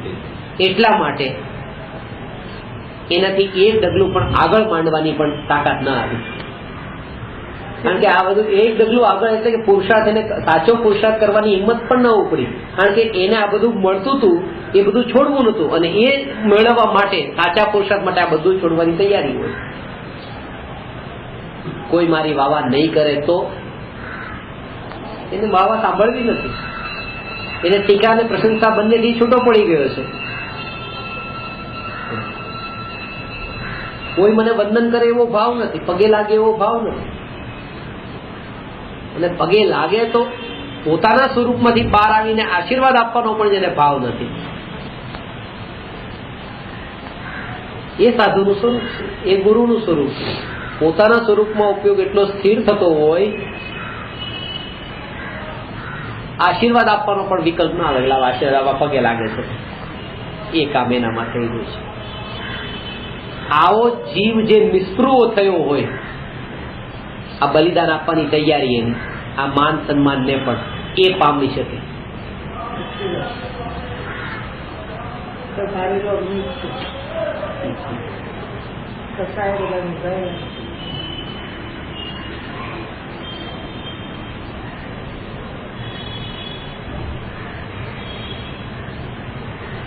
જ્ઞાન ગુણ જીવના કયા ભાગમાં છે? આખા શરીરમાં બધે આત્મા છે. કોઈ ભાગ એવો નથી કે જ્યાં આત્મા નથી, બધે આત્મા છે. એ અમુક આ જે વાળ ને નખના પાર્ટ ને જે રીતે કહીએ ત્યાં એટલે વાળ ને નખ રહી જાય છે ને, કાપતા આપ કઈ વેદના ને પીડા નથી. જ્યાં જ્યાં પણ કાપો મૂકે, જ્યાં જ્યાં પણ આપણને વેદના પીડા થાય છે ત્યાં બધે આત્મા છે. ખેંચતા પીડા થાય છે એ તો માંસનો ભાગ છે, ત્યાં થાય છે, વાળને તો કઈ નથી. તો જે વેદનાને પીડા થઈ રહી છે એ ત્યાં બધે આત્મા છે. તો ત્યાં જ્ઞાન પણ છે. ગુણની પરિભાષા એ બતાવી હતી બહુ શરૂઆતમાં. જે દ્રવ્યના પૂરા ભાગમાં અને સંપૂર્ણ અવસ્થાઓમાં જે હોય તેને ગુણ કહે છે. તમે 4 વાત બતાવી હતી. દ્રવ્યના પૂરા ભાગમાં સંપૂર્ણ અવસ્થાઓમાં રહે તેને ગુણ કહે છે. દ્રવ્યના કેતા દ્રવ્ય, પૂરા ભાગમાં કેતા ક્ષેત્ર, સંપૂર્ણ અવસ્થા કેતા કાળ અને ગુણ એટલે ભાવ. દ્રવ્ય, ક્ષેત્ર, કાળ ને ભાવ એનું રહસ્ય છે. બહુ આવે છે. તમારા દરેક એટલે આના દરેક ક્ષેત્ર અને આત્માના દરેક ક્ષેત્ર કાળ ભાવ જુદા છે. તો અહીંયા જ્યાં પણ આત્મા છે ત્યાં આત્માનું જ્ઞાન છે. કોઈ ભાગ એવો નથી કે જ્યાં જ્ઞાન ન હોય. જ્ઞાન આત્માના સમસ્ત પ્રદેશોમાં વ્યાપ્ત છે જ્યાં પણ. કારણ કે આ વાત એ કેમ બતાવી? કારણ કે અમુક લોકોની એવી માન્યતા છે જેને આત્માને ગુણોના ભેદના કારણે આત્માને પણ ભેદમાં બાંધી દીધો છે. એટલે કે આ આખું શરીર છે, આ એક ઉપરનો ભાગ છે જે માથાનો મસ્તક વાળો ભાગ, પછી આ જે છે જે વચ્ચેનો ભાગ જે ધડ કહેવાય છે, અને આ પગ જે નીચેનો ભાગ. આત્માના મુખ્ય 3 ગુણ છે: જ્ઞાન, શ્રદ્ધા અને ચારિત્ર. જ્ઞાન, દર્શન ને ચારિત્ર. એટલે એ કહે છે કે જ્ઞાન બધું અહીંયા, કોઈ વાર કે ને એનું જ્ઞાન બહુ પાવરફુલ છે, બુદ્ધિ, બ્રેન બહુ, દિમાગ બહુ પાવરફુલ છે. જ્ઞાન અહીંયા છે. એટલે શ્રદ્ધા તો બહુ જ છે અહીંયા. શ્રદ્ધા એટલે અહીંયા, અને એનું ચારિત્ર એટલે અહીંયા પગ. એટલે જ્ઞાનને ઉપર માન્યું છે, શ્રદ્ધાને વચ્ચે માની છે, અને ચારિત્રને નીચે માન્યું છે. એ જીવો માટે આ પ્રશ્નનો જવાબ બતાવ્યો છે કે કોઈ ગુણ તે અમુક પાઠમાં હોય ને અમુક પાઠમાં ન હોય એવું નથી. જ્ઞાન આત્માના બધા ભાગમાં છે. શ્રદ્ધા અહીંયા નહીં, શ્રદ્ધા બધા ભાગમાં છે. ચારિત્ર અહીંયા નહીં, ચારિત્ર આત્માના બધા ક્ષેત્ર પર, બધા ભાગમાં એ બધા અનંત અનંત ગુણો વ્યાપ્ત છે. એનો ખુલાસો આ જ્ઞાન છે ન્યાયિક તકમાં કર્યો છે વિસ્તારથી, અનેક દ્રષ્ટાંત આપીને ત્યાં ખુલાસો મળશે. પણ એ જો ન હોય તો શું થાય? ન હોય તો શું થાય? સીધી વાત છે. તો એનો ગુણ જ ન કહેવાય, કારણ કે ગુણની તો પરિભાષા જ આ છે. તો પછી જ્ઞાનને આત્માનો ગુણ ન કહેવાય. ગુણ તો એને કહેવાય કે જે બધામાં, બધા ક્ષેત્રમાં, દ્રવ્યના બધા ભાગમાં હોય. આત્મા 2 શબ્દ છે આમાં. જ્યાં જ્યાં આત્મા હોય ત્યાં ત્યાં જ્ઞાન નામનો ગુણ હોય. આ જે વાત બતાવી ને, આ પેલા આત્મા અને આ ગુણ જ્ઞાન. તો જે દ્રવ્યના સમસ્ત ભાગમાં, સંપૂર્ણ અવસ્થાઓમાં હોય એને ગુણ કહે છે. તો આત્મા દ્રવ્ય, આત્મા દ્રવ્યના સમસ્ત ભાગમાં, આત્મા દ્રવ્યની સંપૂર્ણ અવસ્થાઓમાં જે રહે એનું નામ આ જ્ઞાન નામનો ગુણ. તો આ જ્ઞાન નામનો ગુણ જે છે એ આત્મા જ્યાં જ્યાં છે, આ શબ્દ શું બતાવે છે? ક્ષેત્રવાળો, જ્યાં જ્યાં. અને આ શું બતાવે છે? જ્યારે જ્યારે. આ કાળ બતાવે છે. તો જ્યાં જ્યાં આત્મા હોય ત્યાં ત્યાં જ્ઞાન હોય, અને જ્યારે જ્યારે આત્મા હોય ત્યારે ત્યારે જ્ઞાન હોય. એટલા માટે નિગોદનો જીવ આત્મા છે, ત્યાં આત્મા છે ને, જ્યારે જ્યારે ત્યાં પણ છે, ત્યારે પણ આત્મા છે, ત્યાં એ અવસ્થામાં ત્યારે પણ જ્ઞાન છે, તો જીવ કહેવાય. એટલે દ્રવ્ય ક્ષેત્ર કાળ ભાવની અપેક્ષા એ વાત બતાવી. પ્રશ્ન નંબર 103. સમ્યક દર્શન દ્રવ્ય છે, ગુણ છે કે પર્યાય છે?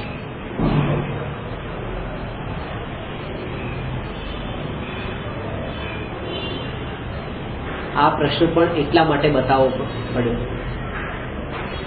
આ એ ભાવ પણ મને સહજ આજે પ્રશ્નો બનાવતો ત્યારની જ આ એક સત્ય ઘટના હતી કે 35 વર્ષથી એક મારા સાહેબ દીક્ષા પાડતા હતા, મેં ભણાવવા માટે ગયો હતો.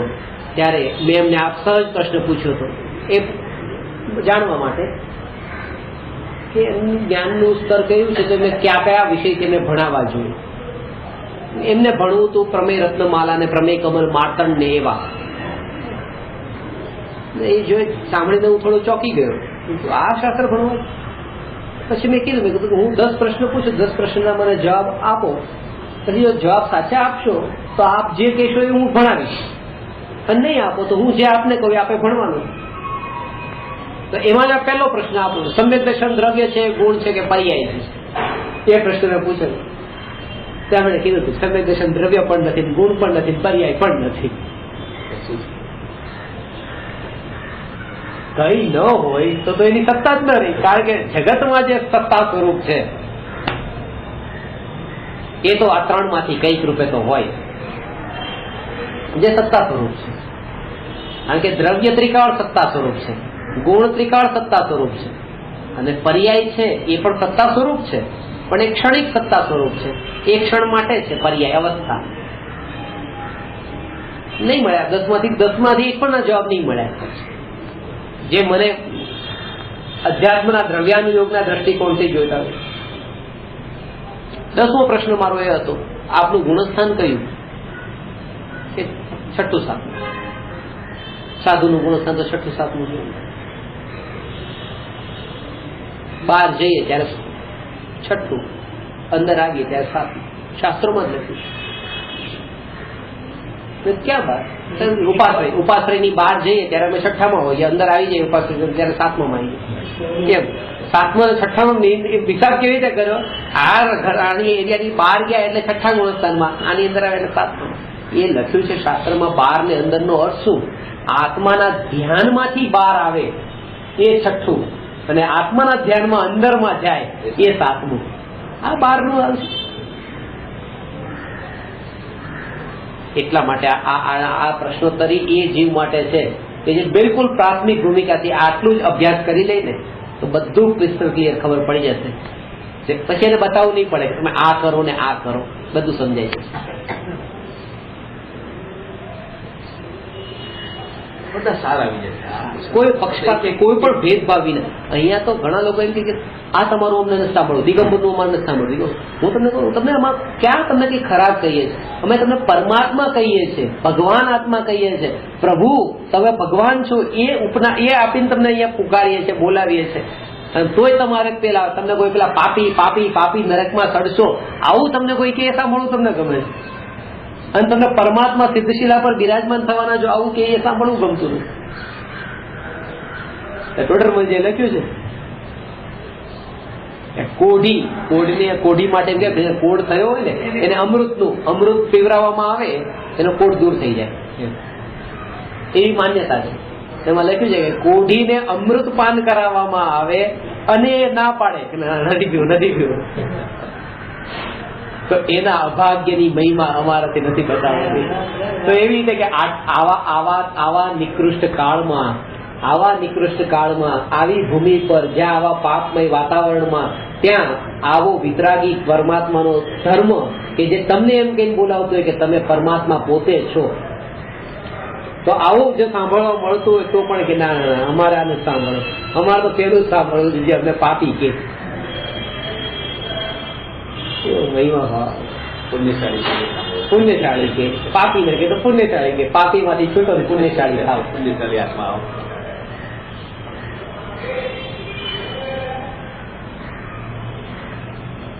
પુણ્યના રસને તો એ જ ચાખવા માંગે છે. જેને અંતરનો રસ, એને સપનામાં પણ જેને એનો વિચાર ન કર્યો હોય ને, એને જે પુણ્યનો રસ એકવાર વિચાર પણ કરે ને આત્માના સ્વભાવનો, તો એ પુણ્યમાંથી આવી જાય. પણ જેમ તમને કીધું એમ, આત્માવાળો ધર્મ કરવાની હિંમત રહી નથી, કારણ કે પેલું બલિદાનને ત્યાગ કરવાની હિંમત નથી.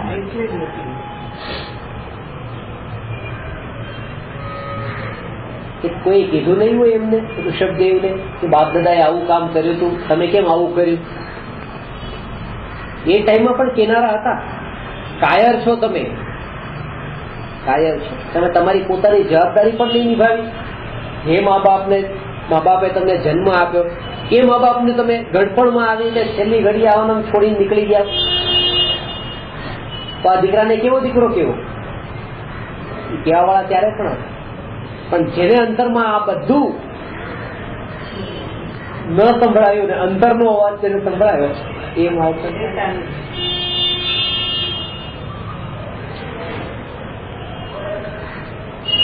સમ્યક દર્શન શું છે? સમ્યક દર્શન એ ધર્મનું મૂળ છે. આમ તો દ્રવ્ય ગુણ પર્યાયથી તો બતાવું છું, પણ એ ધર્મનું મૂળ છે. સમ્યક દર્શન એ આત્મા જીવ દ્રવ્યના શ્રદ્ધા ગુણનું શુદ્ધ પરિણમન છે. તેથી તે પર્યાય છે. પર્યાય છે, એ ધર્મનું મૂળ છે. એકડો છે, એકડા વગરના મીંડાની કોઈ કિંમત નથી. એવી રીતે સમ્યક દર્શન વિનાના ગમે એટલા ઉપવાસ કર્યા હોય, એકાસના કર્યા હોય, આંબીલ કર્યા હોય, 99 કરી હોય કે 98 કરી હોય, જે કઈ હોય મને તો નથી ખબર, પણ એ બધું જે કર્યું આ બધા મીંડા છે. આગળ સમ્યક દર્શનનો એકડો ન હોય તો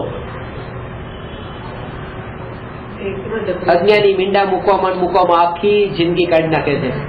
અને એકડાનો ટાઈમ જ નથી એકડો મૂકવાનો. ટાઈમ શું, એકડો કોને કહેવાય એ પણ સમજ નથી, ખબર જ નથી. અને એ તો એમ લાગે કે એકડો તો ક્યારે મૂકશું, આટલું બધું કરીએ, એકડો તો મૂકશું ક્યારે મૂકશું. જેટલું થઈ શકે એટલું કરીએ, જેટલું થઈ શકે એટલું કરીએ. તમે કરી શકો છો. એ સિંહે પણ કર્યું, પશુએ પણ કર્યું, હાથીએ પણ કર્યું. પાર્શનાથ ભગવાને હાથીની પર્યાયમાં કર્યું, મહાવીર ભગવાને સિંહની પર્યાયમાં કર્યું. ચારિત્ર ને ધર્મ કીધો છે, પણ એના માટે એક શબ્દ વાપર્યો છે. ચારિત્ર દંસણ મૂલો ધમ્મો ચરિતમ ખલુ ધમ્મો. સમ્યક દર્શન ધર્મનું મૂળ છે અને ચારિત્ર એ ખરો ધર્મ છે. ચારિત્ર એ ખરો ધર્મ છે. એટલે ચારિત્ર ને ખરો ધર્મ કહીને એને વૃક્ષની ઉપમા આપી છે. ચારિત્ર એ વૃક્ષ છે. મોક્ષ એ ચારિત્રથી શું મળવાનું છે? મોક્ષ. મોક્ષ એ ફળ છે અને સમ્યક દર્શન એ મૂળ છે. આ ત્રણ વાત સમજવી. સમ્યક દર્શન તે મૂળ છે, ચારિત્ર તે વૃક્ષ છે અને મોક્ષ તે ફળ છે. આને ઈઝી એ રીતે કરું કે જે મૂળ વિના વૃક્ષ ટકી શકતું નથી, એવી રીતે સમ્યક દર્શન વિના ચારિત્ર ટકી શકતું નથી. ઝાડ જે હોય ને, એ ઝાડ તો આપણને બહારમાં એટલું ઘટાદાર ઝાડ દેખાય છે, પણ એના મૂળ દેખાતા નથી. એ મૂળ તો એટલા, ઝાડ જેટલું ઉપરમાં ફેલાયેલું હોય એનાથી પણ દૂર દૂર સુધી મૂળ ફેલાયેલા હોય. એવી રીતે પીપળનું ઝાડ ત્યાં છે, આમ કેટલું દૂર છે, 10 ઘર દૂર પીપળનું ઝાડ છે, તો પણ એના મૂળ આ ઘરના પાયા ખોદતા હોય તો એમાંથી મૂળ નીકળે. ક્યાં ક્યાં કઈ ઝાડ, પણ પેલા ઝાડનું મૂળ ક્યાં હોય? એના મૂળ ઉપર એ ટકેલું હોય ઝાડ. હવે સમ્યક દર્શનને મૂળ કીધું અને આ વ્રત, તપ, ઉપવાસ એ બધાને વૃક્ષ કીધું. આનો અર્થ એ છે, સમ્યક દર્શન એટલે કે જે જીવ એ વાતને માને છે કે આ શરીરથી આત્મા જુદો છે, હું આત્મા આ શરીરથી જુદો, એ સમ્યક દર્શન. આ શરીરનું નામ છે તે મારું નામ નથી, એ સમ્યક દર્શન. હવે શું થશે કે માનો એક બેને ઉપવાસ કર્યો, સમ્યક દર્શન નથી, ઉપવાસ કર્યો, અઠાઈ કરી. અઠાઈ કર્યા પછી સમાજમાં બધાને ખબર પડી એટલે વાહ વાહ થઈ, બધા એમના નામના બહુ વખાણ કર્યા કે આ બેને બહુ જ સારી તપસ્યા કરી, સારી તપસ્યા કરી. હવે સમ્યક દર્શન ન હોય એટલે એ જીવ શું માને કે આ જે શરીરનું નામ છે એ મારું નામ છે. એ તો એમ જ માને છે ને, કારણ કે સમ્યક દર્શન હોય એ જ એમ માને કે આ શરીર છે, હું નહીં. હવે એણે શું માન્યું કે શરીરનું નામ છે મારું નામ. હવે જે શરીરનું નામ હતું, આ શરીરનું નામ પુષ્પાબેન છે તો પુષ્પાબેન તે હું એમ માન્યું. સમ્યક દર્શન નથી એટલે એમ જ માને પુષ્પાબેન તે હું. અને સમાજમાં વખાણ થઈ રહ્યા છે કે પુષ્પાબેને બહુ તપસ્યા કરી, બહુ તપસ્યા કરી. એટલે અંદરમાં સહજ રૂપે એ ભાવ આવશે કે મારા વખાણ થઈ રહ્યા છે, કારણ કે પુષ્પાબેન તે હું. અહમ આવે, નિયમથી આવે. અને જે નતું કર્યું, ગયા વર્ષે થઈ નથી કરી, તો આટલો અહંકાર નતો, ઉલટું પાપ વધી ગયું આ વખતે, તો આ વર્ષે આ તપસ્યા કરી. એટલા માટે સમ્યક દર્શન વિનાનું જે ચારિત્ર છે વધારે ખતરનાક છે, કારણ કે કશાય વધારનારું છે, ઘટાડનારું નથી. આ લાગતું નથી. આ તો મેં તમને પ્રત્યક્ષ દ્રષ્ટાંતથી બતાવ્યું. હવે જેને સમ્યક દર્શન થઈ ગયું, આ સમ્યક દર્શન હોય એને જોયો, ઘણી ખાસ સમજજો. તમે એમ કહેતા હશો અમે અમને તો કઈ નથી થતું, કોઈને કેમ હોય તો કે, પણ અંદરમાં ઊંડે ઊંડે તો પડ્યું જ હોય, કારણ કે સમ્યક દર્શન ન હોય ત્યાં એવું થાય. એટલે કે સમ્યક દર્શનની મહિમા એ છે કે સમ્યક દર્શન જેને પ્રગટ થયું એને એક અંદરમાં બળ આવી ગયું કે હું આત્મા. હવે કોઈ પુષ્પાબેન ને આ તપસ્યા કરી આવું કે તો પણ અંદરમાં અહંકાર નહીં આવે, કારણ કે મને ક્યાં કીધું છે. અને બીજી વાત, આ તો કેવા કે છે કે તપસ્યા કરી આવું તો પછી કે છે, પણ તપસ્યા ત્યારે 8 દિવસ પહેલા નથી કરી, એ વખતે પણ પહેલેથી જ એને અંદરમાં માની દીધું મારે ભૂખ્યું રહેવાનું છે 8 દિવસ, મારે આ શરીર એટલે મારે. સમ્યક દર્શન જેને હોય એ તો એમ માને છે કે શરીરમાં ખોરાક નથી જતો, હું આત્મા ક્યાં ખાનારો છું. આને તો પહેલાથી એમ માની દીધું હું ભૂખ્યો રહેવાનો છું. તો સમ્યક દર્શન ન હોય એના પહેલા તે હું ભૂખ્યો એમ જે માને એ જીવ તો શરીરમાં જ પોતે પૂરેપૂરો તન્મય છે. એનું જે ભૂખ્યું રહેવું એ પછી શરીર માટે જ થયું, કશાય વધારવા વાળું થયું. હા, એટલે પહેલા જ તમે ક્યાંય પણ આ તપસ્યા કરવી એટલે બહુ અઘરું કામ છે. યુદ્ધના મેદાનમાં પણ ઉતરી જાઓ, જ્યાં ગોળીઓ પણ વાગવાની છે, તીર પણ વાગશે, ઉતરી જાઓ. પણ પેલા એક બખ્તર પહેરી લો, બિલકુલ મજબૂત, કે જે ગોળી પણ એને ટચ ન કરે એવું. એ બખ્તર પહેરીને પછી ગમે ત્યાં ઉતરો તો વાંધો નહીં આવે. સમ્યક દર્શન એ પૂરેપૂરું બખ્તર જેવું છે. એકવાર તમે એક પ્રોટેક્શન પોસ્ટ આવી ગયું પછી તમે અને એટલા માટે જ કહેજો ચોથું ગુણસ્થાન સમ્યક દર્શન ચોથું ગુણસ્થાન. પછી વ્રત ક્યાં બતાવ્યા? અણુવ્રત. 5મા ગુણસ્થાનમાં અણુવ્રત બતાવ્યા, ઉપરના ગુણસ્થાનમાં. કે પહેલા તમે ચોથું ધોરણ પાસ કરી લો, પછી 5મામાં અણુવ્રત આવશે, પછી 6ઠામાં મહાવ્રત. એટલે કે જે અણુવ્રત અને મહાવ્રત તો એવા કાર્યો છે કે જેમાં જીવને જો આ સમ્યક દર્શન ન હોય તો ખતરનાક એવો અહંકાર ઉભું થઈ જાય. જે એનો ભ્રમ હતો કે આ તો મને મોક્ષે લઈ જવા વાળું છે, આ તો ધર્મ છે, પણ એ ધર્મ જ તેના માટે સંસારનું મૂળ કારણ બની જાય. જો આ ચોથું ધોરણ પાસ ન કર્યું હોય અને સીધી છલાંગ મારી હોય તો 5મા 6ઠામાં. એટલે પેલા એ કીધું કે તમે પેલા તમારી પાસે એક ગેરંટી કાર્ડ એ તમે અહીંથી લઈને જાઓ, કે તમારી પાસે હશે તો ઉપર જઈને તમને કઈ ભાવ નહીં આવે. નહીં તો ત્યાં મનમાં બેઠા દીક્ષા લઈને અને કોઈ સિંહ વાઘ આવીને ખાય છે તો મને ખાઈ જશે. પણ ચોથું ધોરણ પાસ જેને કર્યું હું આત્મા તો મળતો નથી, હવે ભલે ત્યાં મનમાં ગુફામાં બેઠા હોય તો મુનિ એ જ થઈ શકે જેને સમ્યક દર્શન થઈ શકે નહીં. સમ્યક દર્શન જેને હોય એ જ મુનિ હોય. અસલી વાત તો એ છે. આત્મજ્ઞાન ત્યાં મુનિ પણ તે સાચા ગુરુ હોય, બાકી ગુરુ આમાં ખાસ વાત એ છે, આમાં આપણે કોઈની સાથે વાત પણ નથી કરવા જવાની, કોઈ ડિસ્કશન નથી કરવા જવાનું, કોઈને કહેવા પણ નથી જવાનું, ગુરુને પણ ભૂલી જવાના. જે ગુરુએ આપણને આ વાત બતાવી ત્યાં બસ પોતે જ વિચાર કરીને નિર્ણય લેવાનો કે આ જે વાત શું સત્ય, શું આમાં કોઈ પક્ષપાત ચાલે? મુનિ ધર્મમાં પક્ષપાત ચાલે? સમ્યક દર્શનમાં પક્ષપાત ચાલે? તો આ ત્યાં તો વસ્તુનું સ્વરૂપ આમ છે. સમ્યક દર્શન જેને હોય એને જ અણુવ્રત ને મહાવ્રત હોય, બીજા જીવને. નહીં તો ભાવ જ વધી જાય. એટલે એ કે સમ્યક દર્શન ન હોય ને નગ્નતા અંગીકાર કરી લીધી તો ત્યાં લોકો કહે છે ને કે જો આ કપડા વગરના નીકળ્યા, કઈ ખબર પડતી નથી, સમાજની વચ્ચે રહી છે તો એ કપડા પહેરતા નથી, તો કેવું લાગે? પણ જેને પહેલા જ માન્યું ને કે આ તે હું નહીં, રીતે હું નહીં, દશા ગમે તે હોય એનાથી શું ફરક પડે? અપરિગ્રહી રહી શકે છે. અપરિગ્રહી ત્યાં એવી રીતે નિર્ગ્રહ દશામાં પણ એક બળ અંદરમાં આવ્યું તો સમ્યક દર્શન એ મૂળ છે. હવે પગેથી જે 4 હાથ જમીન જોઈને ચાલે છે ને, તો આ ચારિત્ર, આ 4 હાથ જમીન જોઈને ચાલે, આ ચારિત્ર વ્યવહારથી કહું છું, આ ચારિત્ર. તો પહેલા શું થતું હતું? આ કેડીને બચાવી, આ મકોડા બચાવ્યો, આને બચાવ્યો, આને બચાવ્યો, આને બચાવ્યો, એ જીવન આપ્યું, બચાવે એટલે જીવન જ આપ્યું, એને જીવન આપીએ. પેલા 5-10 નું જ હતું કે ઘરમાં 2 દીકરા 2 દીકરીની પત્ની વસ્યા હતા, 5 જણાને હું જિંદગી આપું છું, દુકાન પર જઈને કમાણી કરું છું, ખવડાવું છું, બધાનું પેટ ભરું છું, એને જીવન આપું છું. 5 ની લિમિટેશનમાં હતા. પણ હવે દીક્ષા લીધા પછી હજારો જીવોને બચાવું છું, આને બચાવું, આને બચાવું, આને બચાવું. ઉલટો માન વધી ગયું, માન પોષ્યું.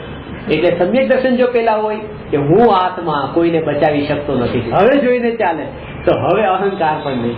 આ સમ્યક દર્શન છે મૂળ, વિષ્ણુનો રોલ ના. હા, વિષ્ણુનો રોલ ન આવે. પણ ખાસ વાત એ છે સમ્યક દર્શન ને મૂળ કીધું છે.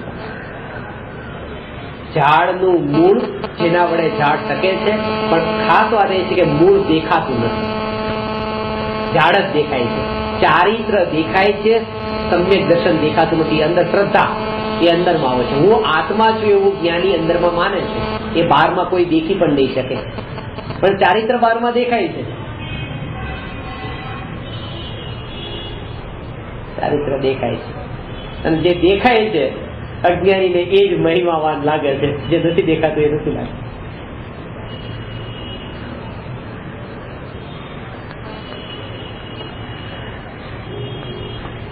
શાસ્ત્રોમાં આ વાત પણ આવે છે કે બહુ હળ ખેડ્યા, હળ ચલાવવા ને ખેતરને ખેડે, હળ ચલાવે, એટલું બધું હળ ચલાવ્યું, ખેત માટીને એવી બરાબર પોચી રાખી, ખાતર નાખ્યું, બધું બરાબર કર્યું, એટલું સરસ કરીને પાણી પાયું ટાઈમ પર, બધું વ્યવસ્થિત કર્યું, પાછું એને ઘાસ પણ ઉગ્યું, ઘાસ પણ દૂર કર્યું, પણ બીજ જ નતું રોપ્યું. જો બીજ ન રોપ્યું હોય ને ગમે એટલું હળ ચલાવે, ખેતરને ખેડે, ખાતર નાખે, પાણી પાવે, પણ બીજ ન રોપે તો એને વૃક્ષ ઉગે કેમ, ફળ પાકે કેમ? તો એ વાત બતાવે છે કે જેને સમ્યક દર્શનનું બીજ ન રોપ્યું હોય અને ગમે એટલું આવી વ્રત પાળે, તપ કરે, ઉપવાસ કરે, તપશ્ચર્યા કરે, સવારે ઉઠીને ભગવાનની પૂજા ભક્તિ પણ કરે, પણ જેને આ બીજ નથી રોપ્યું એને ફળ નહીં, મોક્ષનું ફળ નહીં મળે. બીજ વગર બીજ રોપે, પેલી ઘાસના માટે બીજ રોપવાની જરૂર નથી, ઘાસ ઉગી જાય.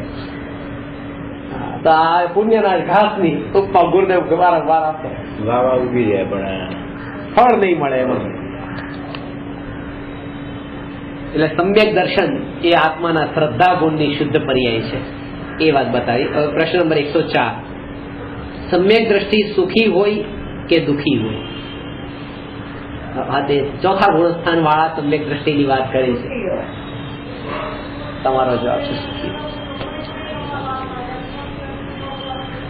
જો જવાબ છે સુખી હોય, હમણાં જવાબ બદલાઈ જશે તમારો, તો પછી ચોથા ગુણસ્થાનમાં સુખી હોય તો પછી હવે ઉપરના ગુણસ્થાન 5મું, 6ઠું, 14 સુધી આ બધું શું કામ?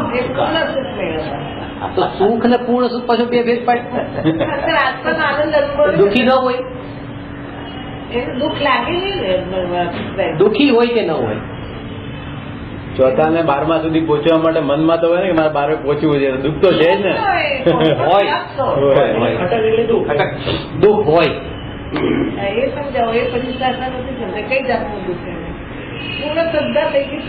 એ શ્રદ્ધાનું સુખ છે, ચારિત્ર અપેક્ષા એ દુઃખ છે.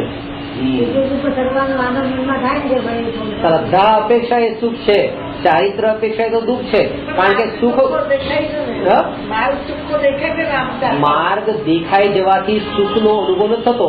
માર્ગ તો ખબર પડી ગઈ, જેમ કે માર્ગ તો આપણને ખબર પડી ગઈ કે હલવો કેવી રીતે બનાવવાનો, હલવો બનાવવાનો માર્ગ ની ખબર પડી ગઈ, વિધિ ખબર પડી ગઈ, એટલે શું સુખ મળી ગયું હલવાનું?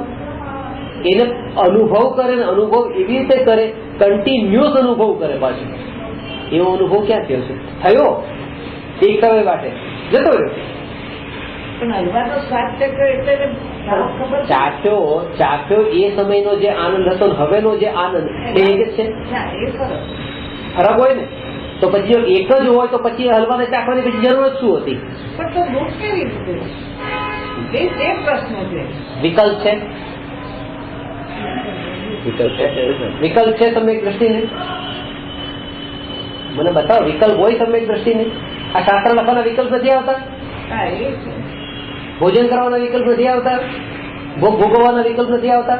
તો આ વિકલ્પ સુખ છે? વિકલ્પને પોતાનું સ્વરૂપ નથી માનતા. દુઃખ તો જ્ઞાનીને હોય, પણ દુઃખને પોતાનું સ્વરૂપ ન માને. આ દુઃખ પણ પર્યાય છે ને હું ક્યાંય છું માને એમ, પણ દુઃખ પર્યાયમાં તો હોય. પાછું માન્યતામાં ન હોવાથી શું થાય? માન્યતામાં તમે એમ માન્યું કે હું જ્ઞાયક નથી, તો તમે જ્ઞાયક નથી. બસ વસ્તુ તો છે ને જ્ઞાયક, તમે ન માનો એના કારણે શું? તો જ્ઞાની એમ માને કે હું દુઃખી નથી, હું તો સુખ સ્વરૂપ છું. પણ દુઃખ પર્યાયમાં છે એ તો છે જ છે ને, એ નથી એમ કેમ કહેવાય? કારણ કે 12મા ગુણસ્થાનમાં પૂર્ણ સુખ પ્રગટ થયું. 12મા ગુણસ્થાનમાં પૂર્ણ વિતરાગતા પ્રગટ થઈ.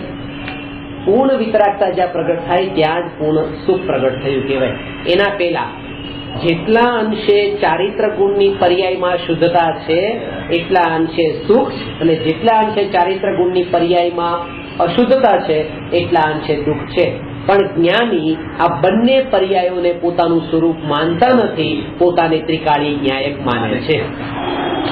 સમજવા જેવી છે. બારીમાં હાથ આવી ગયો, કામ બંધ કરી કોઈ તો એ દુઃખ નહીં થાય કે સુખ થશે? દુઃખ થશે કે નહીં જ્ઞાનીને પણ? બસ તો એનું નામ તો દુઃખ છે. દુઃખ પણ અંતરમાં એમ માને છે કે આ વેદના ને આ પીડા મારું સ્વરૂપ નથી, હું જ્ઞાયક છું. માનવું અલગ વસ્તુ છે. મેં શું કીધું, મારો પ્રશ્ન શું હતો? સમ્યક દ્રષ્ટિ સુખી હોય કે દુઃખી? સમ્યક દ્રષ્ટિ જવાબ એવી છે કે માન્યતામાં સુખી છે. સમ્યક દ્રષ્ટિ જો શું લખ્યું છે? સમ્યક દ્રષ્ટિ પોતે પોતાને સુખી માને છે, પણ કોના કારણે સુખી માને છે? પર્યાયના કારણે. દ્રવ્ય સ્વભાવમાં એકત્વપણું છે એટલે સુખી પોતાને માને છે, અને આમાં એકત્વનો ભાવ નથી. દુઃખ લાગતું નથી, અને એ દુઃખ તો એના જેવું થઈ ગયું જેવી રીતે જગતના પદાર્થો છે જે પોતાના લાગતા નથી, એમાં દુઃખ પણ પોતાનું સ્વરૂપ લાગતું નથી. પૈસા પોતાનું સ્વરૂપ લાગે જ્ઞાનીને? પણ જ્ઞાની પાસે પૈસા હોય કે નહીં? પણ દુઃખ ન હોય. પૈસા હોય દુઃખ ન હોય. પૈસા હોય તો દુઃખ પણ હોય, પણ પૈસા જેમ મારું સ્વરૂપ નથી એમાં દુઃખ પણ મારું સ્વરૂપ નથી એમ માને. માન્યતાની વાત છે. એટલા માટે દુઃખથી પણ ભાગવાનું નથી. દુઃખ તો જ્ઞાનીઓને પણ હોય. સીતાને દુઃખ નતું? સીતાને દુઃખ હતું, પણ દુઃખને પોતાનું સ્વરૂપ નતા માનતા. લખી ને પદ્મપુરાણમાં આ જે કંઈ પણ થઈ રહ્યું છે એ પોતાના જ કર્મના ઉદય છે. કોઈ જવાબદાર નથી. રામ જવાબદાર નથી કે મારી અગ્નિ પરીક્ષા કરી રહ્યા છે. હું પોતે જ જવાબદાર છું.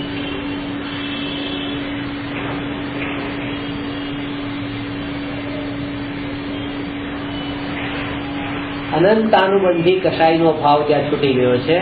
એટલા માટે અનંતાનુબંધી સંબંધી દુઃખ નથી. 25% નથી. 25% જે સુખ પ્રગટ થયું છે, 75% દુઃખ. આ 3 કશાય ચોકડીની અપેક્ષા બતાવું. 75% દુઃખ, 25% સુખ. પણ આ બંને પર્યાય, બે મારું સ્વરૂપ નહીં. હું ત્રિકાળી જ્ઞાયક, એ ત્રિકાળી જ્ઞાયક એવું માન્યું એટલે જ આ 25% છે. મેં તો 100% દુઃખ હોય. ભાવેન્દ્રિય, દ્રવ્યેન્દ્રિય તથા ભાવેન્દ્રિયના વિષયથી જુદો જ્ઞાયક છે. સમય સાધની 31મી ગાથા. એ માનવું તેને સમ્યક દર્શન કહે છે. આ સમ્યક દર્શન જ્ઞેયથી જ્ઞાયક જુદો છે, કારણ કે આ ત્રણેયને જ્ઞેયની કેટેગરીમાં રાખ્યા. સમ્યક દર્શન ચોથા ગુણસ્થાને પ્રગટે છે, એટલે પહેલાથી ત્રીજા ગુણસ્થાન વર્તી જીવોની અપેક્ષાએ સુખી હોય છે. અપેક્ષા છે. 1 થી 3 ગુણસ્થાન વાળા જીવ જેમ દુઃખી છે એવા તો દુઃખી નથી, એ અપેક્ષાએ એ સુખી છે. 5 માંથી 14મા ગુણસ્થાનના જીવોની અપેક્ષા એ દુઃખી હોય છે, એ જે સુખી છે એવા નથી. સમ્યક દ્રષ્ટિને ચોથા ગુણસ્થાને અનંતાનુબંધી કષાયનો અભાવ થયો હોવાથી સ્વરૂપાચરણ ચારિત્ર હોય છે, તેથી સમ્યક દ્રષ્ટિ સુખી છે. તેમ છતાં 3 કષાયના ઉદયથી પરિણતિ મલિન થતી હોય છે, તેથી સમ્યક દ્રષ્ટિ દુઃખી છે. જો કે સમ્યક દ્રષ્ટિ પોતાને દુઃખી માનતા નથી, કારણ કે દુઃખ આત્માની ક્ષણિક અવસ્થા છે, જ્ઞાની પર્યાયમાં એકત્વ કરતા નથી. એટલે સુખી છે. આ અપેક્ષા આ અપેક્ષા એ 25% છે. નહીં, 25%. એ પણ 25%. એ જ મેળવવામાં કેટલા ફાંફા છે. એમ જોવા જઈએ તો આનંદનું બધું રહી છે 90%. હા હા, રસ્તો ખબર એ તો 90,000 કહે ને, 99,999, 90,000 થી પણ વધારે છે. પણ આ સમ્યક દર્શન મળી જાય ને બળ આવી કે આ રસ્તો સાચો છે, પછી આડો ઓળો ઘટકે નહીં તો સમ્યક દર્શન જાય ને એટલે આ ભાવમાં આપણે સમ્યક દર્શન જાય નહીં જાય, નહીં જાય. એ એના જેવું છે. એના જેવું ક્યારેક કોઈ એવો કિસ્સો બને, કોઈ છોકરો સાયકલ લઈને જતો પડી જાય, પડી પાછો ઉભો થઈ જાય, અને 2 દિવસ પછી કોઈ એનો મિત્ર મળે, કીધું પડી ગયો હતો ને? ના હું ક્યાં પડ્યો હતો. પડ્યો તો કે 2 મહિના 4 મહિના પથારીમાં બેડ રેસ્ટ ઉપર હોત તો પડ્યો, બાકી પડ્યો ને જો ઉભો થઈ જાય તો પડ્યો નથી. તો આવું કદાચિત ક્યારેક કોઈ જીવને એવું થઈ જાય કે એ રીતે સમ્યક દર્શન છૂટે, પણ એ તાત્કાલિક પાછું પ્રગતિ પણ જાય. એ રીતે એવું રીતે ભવભવાંતરમાં પછી એના માટે અનંત કાળની બરાબરીમાં તો પછી અર્ધપૂતગલ પરાવર્તનનો કાળ એકવાર થયું એટલે અર્ધપૂતગલ પરાવર્તન એ ફિક્સ થઈ ગયું. એ તો ફિક્સ થઈ ગયું, એકવાર પ્રગટ થયું એટલે ઉપશમ હોય કે છાયિક હોય કે જે પણ. તો અહીંયા 104 પ્રશ્ન પર ચર્ચા થઈ. 105મો પ્રશ્ન લઈશું. નમો અરહંતાણમ નમો સિદ્ધાણમ નમો આયર્યાણમ નમો ઉવજ્જાયાણમ નમો લોયે સવસા